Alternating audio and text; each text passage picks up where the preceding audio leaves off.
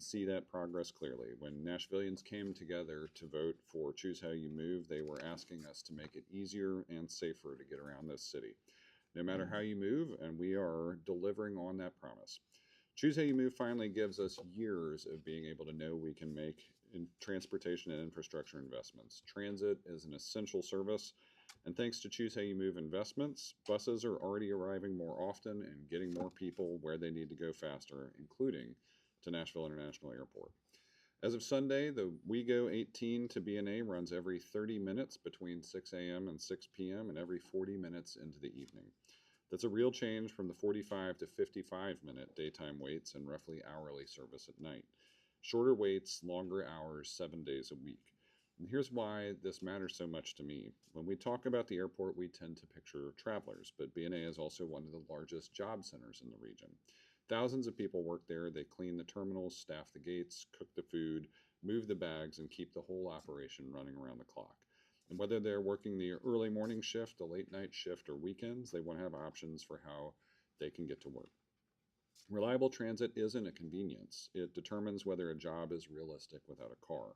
Miss your shift and you may lose that professional opportunity.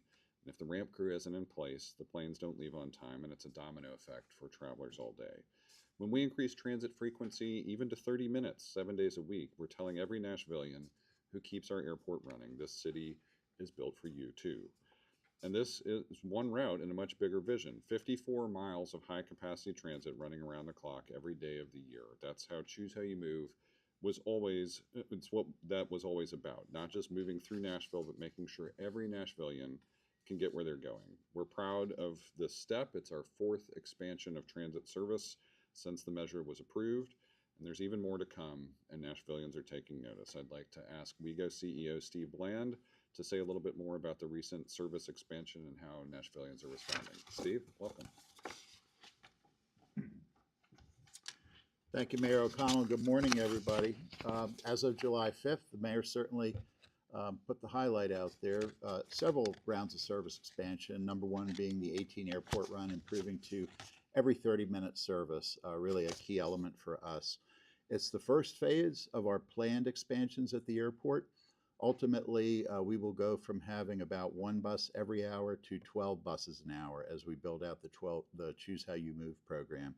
In addition to the 18 airport, there are planned extensions of our 52 Nolensville Pike bus, our 55 Murfreesboro Pike bus, and the creation of a crosstown route connecting to the airport to Donaldson Station and our new Donaldson Transit Center that's currently in design, and ultimately to the Opry Mills and Opryland Resort area. So all key program areas, we continue to be in dialogue with the airport because they actually have to build more room for us to locate that level of service there. Also, with this round of service changes, another key trip generator for us has gotten more service, and that is the Opry Mills Opryland Resort. Our 34 bus that runs between downtown and Opry Mills has also been improved to 30-minute service all day long and into the evening. And we've also added service to our 76 Madison connector and our 79 Skyline connector to improve the overall reliability of those services. So not only is this resulting in more service for Nashvillians, it's resulting in more Nashvillians riding the bus.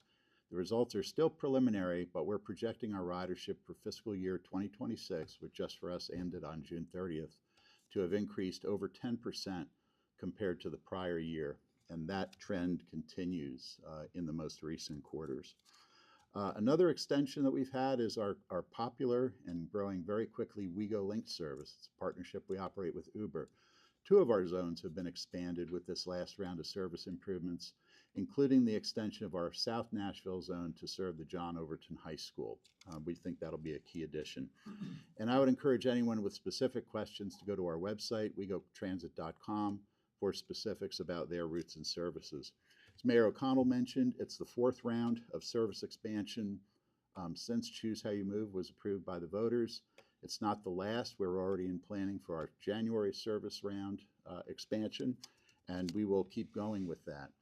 These results are based on long-standing service plans that WeGo has had, based on the input of literally tens of thousands of Nashvillians, and folks are responding really across the system. every single bus route in our system has seen ridership increase over the past year. And transit service, of course, as the mayor alluded to, is only one part of the Choose How You Move story. So for the next part of the story, I'd like to bring Sabrina Sussman, Choose How You Move Chief Program Officer.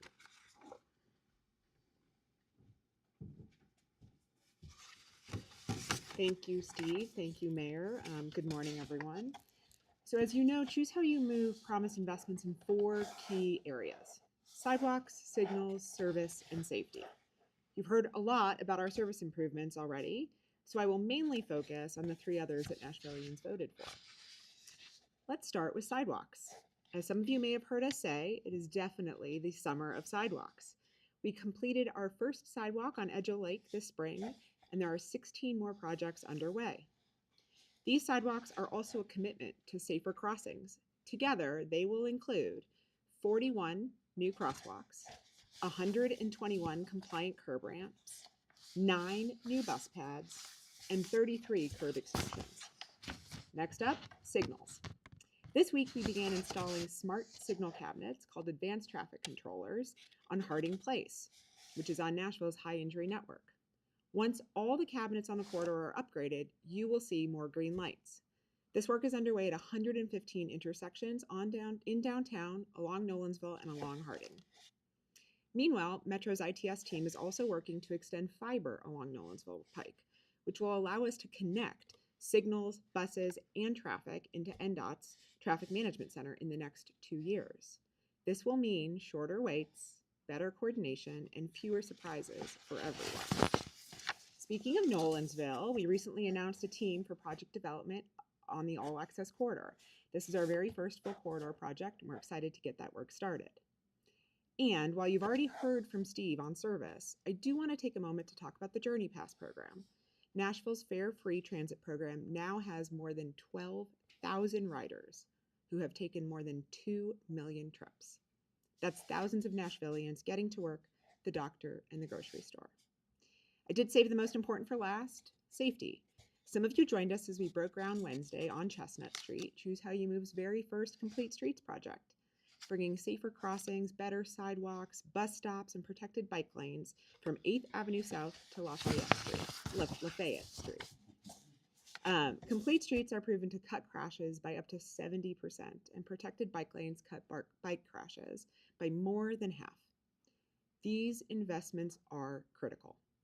But one groundbreaking will not fix everything overnight. Generational progress takes time.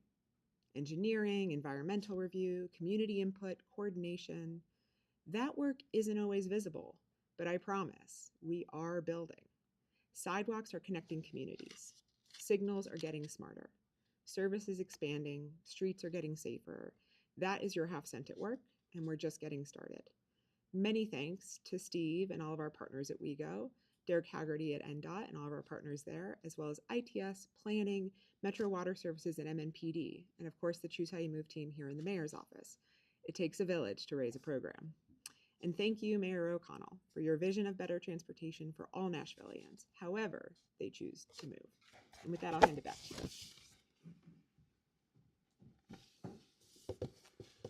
Thank you, Sabrina. Thank you, Steve. Choose How You Move was designed to build on itself year over year, to get better every single year, with the work of each year benefiting and allowing the work to come in the next. We've heard from Nashvillians who've asked for improved transit at the airport, which continues to see increases in traffic year over year. Convenient options mean more Nashvillians have a choice in how they travel, including to and from the airport, and more options mean less pressure on one mode of transportation. And I can't talk about travel to and from B&A without acknowledging the very real challenge in front of us with the state.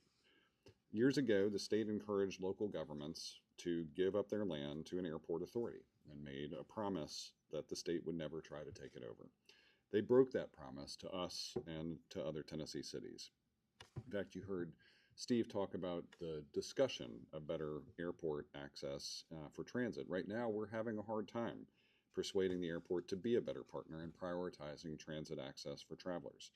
Every time I'm out there and I use their Wi-Fi network, I fill out a survey and let them know that I want better transit options. you might want to add your voice to show them that demand is real and matters. And this is exactly why local control matters too. What the state has passed attempting to take over our airport is wrong, but more importantly, it's not legal. We're fighting for the right to control our own airport through litigation. We have sued in federal court, and we've asked the FAA to enforce a 2024 federal law that says you can't change the airport's oversight body without the consent of the existing board. We have a hearing upcoming on this matter, and last week the Department of Justice, on behalf of the Federal Aviation Administration, agreed they would not agree to seat a new board until that hearing can be held. Director of the Metro Department of Law, Wally Dietz, and his team have been preparing for that. I'd like to invite Wally up to share more with you about that process. Wally?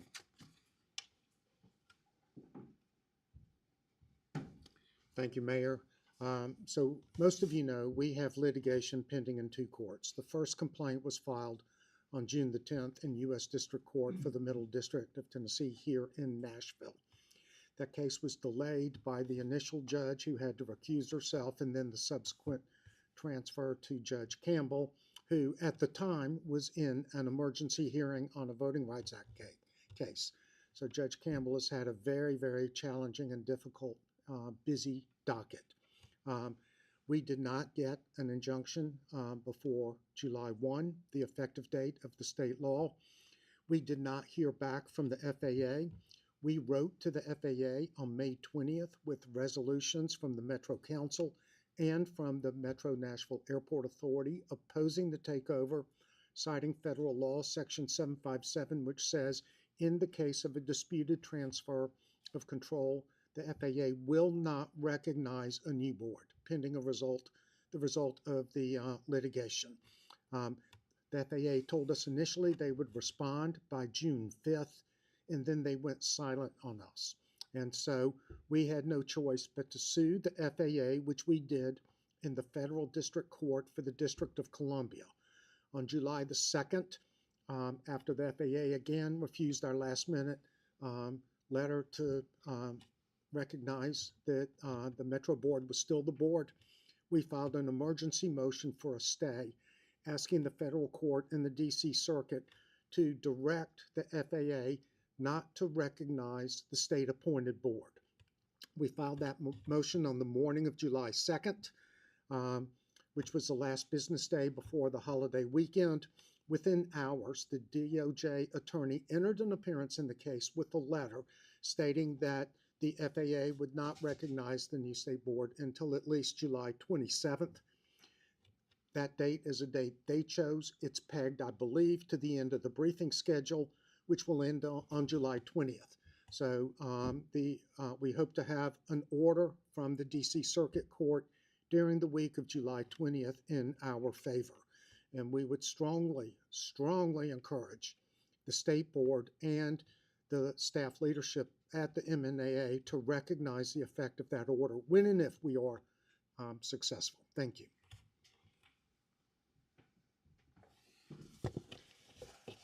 Thank you, Wally. Your tenure leading the Department of Law has been filled with unprecedented challenges and numerous successes defending Metro Nashville's right to local control. You have been the right person to lead the department through this time, and I'm incredibly grateful for your service.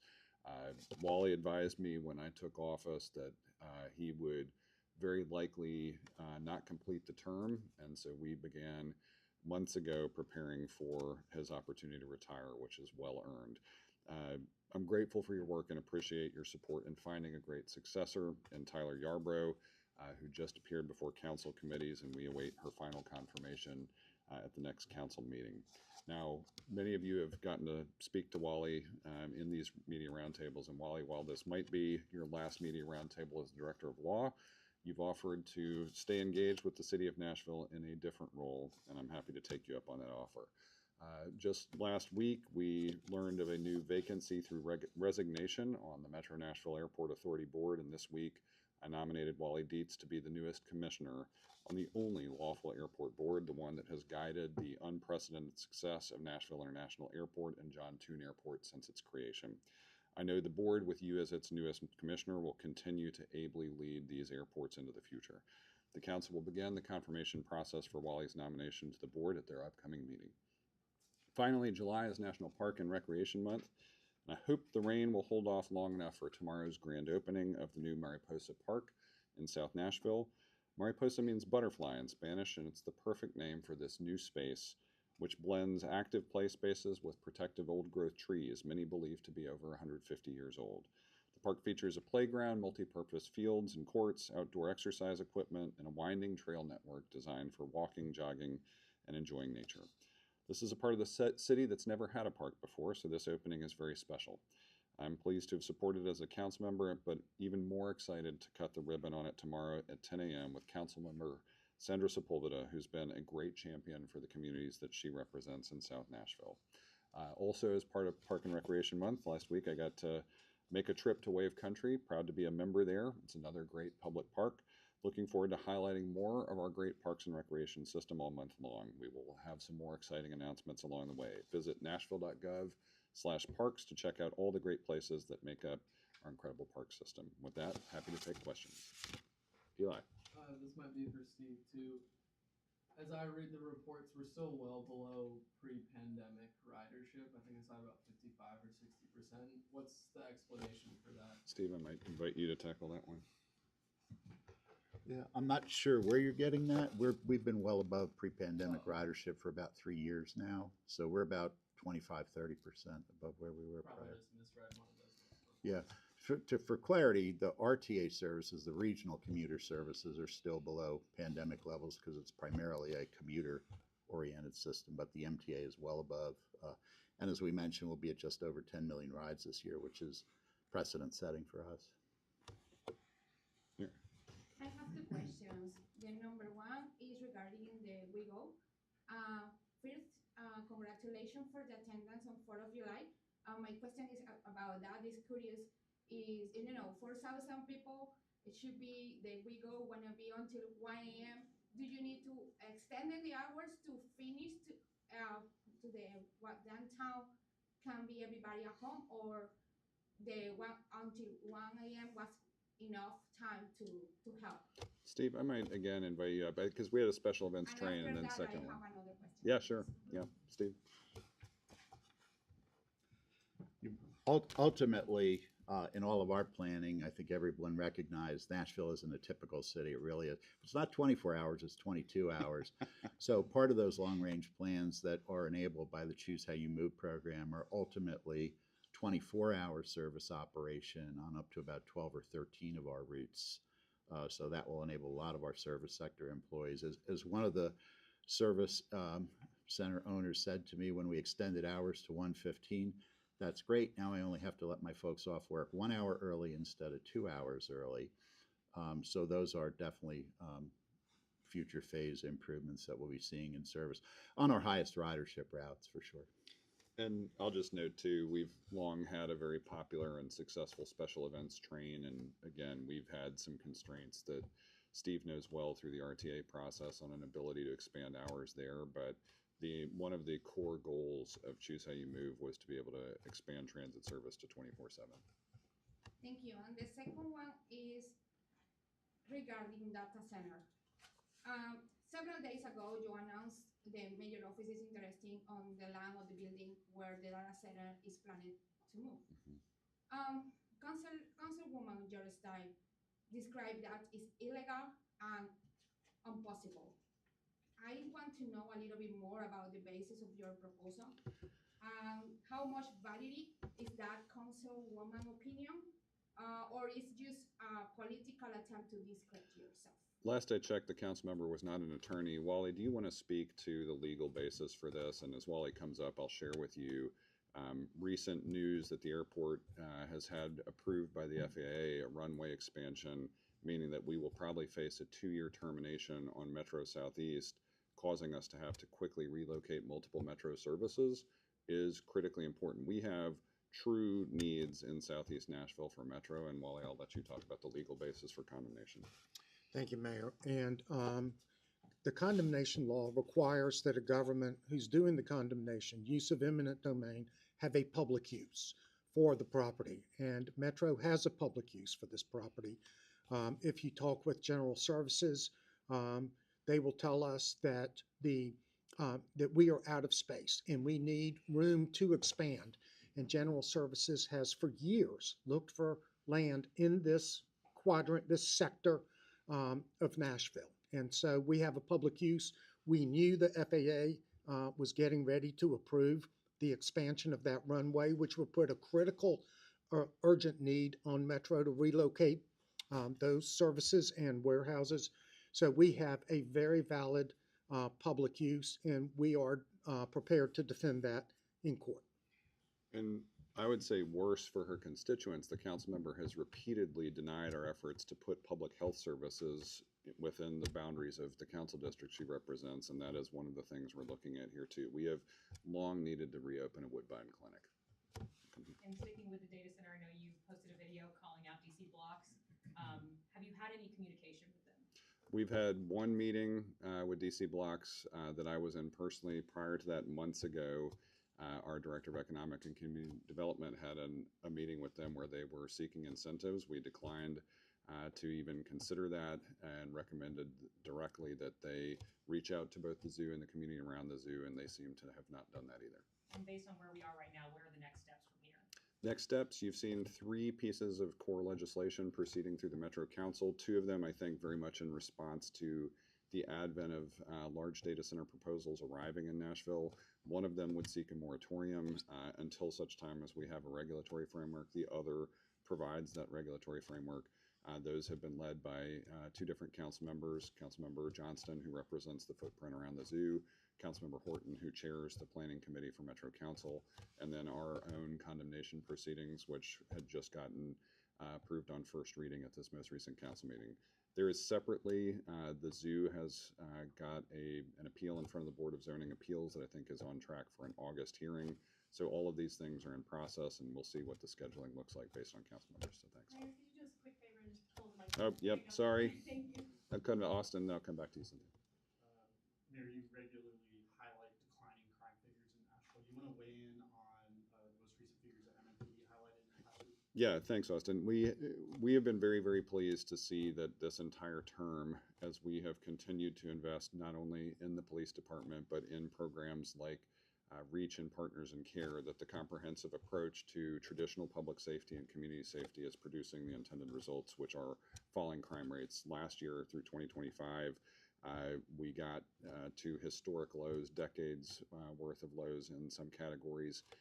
And I will tell you, we reached the end of the year and Chief Drake was a little bit apprehensive that it might be difficult to continue such significant downward pressure in all categories. The good news, though, for him and the department, with the opening of a new precinct in Southeast Nashville, continued approaches around the edges, his 3 core pillars, our community safety approach, we have continued to see crime rates fall through the middle of the year, and we're very, very excited to see those outcomes. Cynthia. A couple questions for Steve and Wally. All right, Steve and Wally. On ridership, how much of that goes into increasing numbers of jury costs, and how many people are we at in Golden? Sure. So a significant amount of the ridership increase has been Journey Pass, but that's certainly not entirely the story. We were actually seeing the increases well before we even started rolling out Journey Pass last November. We're also seeing increases because we track usage of Journey Pass not only in gross terms, but also by route. So we're seeing significant growth in ridership on routes that don't have a particularly high concentration of Journey Pass uses. Transit ridership with over 30, we're approaching 32,000 riders per day. If you ask me exactly why it's all up, certainly the service improvements have a lot to do with it. For instance, when we improved frequency on our 75 Midtown Crosstown, ridership shot up because the way the saying goes, frequency is freedom. If I have to rely on a bus schedule, I probably won't use it. If I can walk to the stop and expect it to come in a reasonable amount of time. So we saw huge growth in that route, even prior to Journey Pass. And I think the numbers Sabrina had were probably the most current, about 12,000 enrollees, up over 2 million trips. And in terms of other reasons, fuel prices certainly have had a factor for some folks, improved convenience, a factor for some folks, more businesses going to more days in the office, certainly having positive impact. But if I could figure out where it all came from, I could probably go to Wall Street. So. I know you've been focused on the airport lawsuit, but what is the latest with the council reduction? Council reduction. Yes, thank you. The Tennessee Supreme Court heard argument on February 12th. Subsequently, the legislature passed legislation that impacted that same statute. The Tennessee Supreme Court asked the parties to brief the issue, whether there was any issue left for the court to resolve. And both parties, the state and Metro, said, yes, there is. There's an argument under the exemption clause of the Tennessee Constitution that has been fully briefed and argued and is before the Supreme Court. And we don't know when we will get an opinion, but the Supreme Court will opine on that dispute. All right. Thanks, everybody. Oh, yep, Mickey. It's a little out of subject. Were you aware that Young Buck has challenged you to an ALS challenge for Chris Johnson? Oh gosh, no, I was not. So we're gonna have to take that under advisement, Mickey. Would you do it if I'm gonna have to see what the ALS challenge involves because it's been a minute since I've looked at that. So, it's the ice bucket challenge. There is a strong possibility that I would do that. Young Buck would be like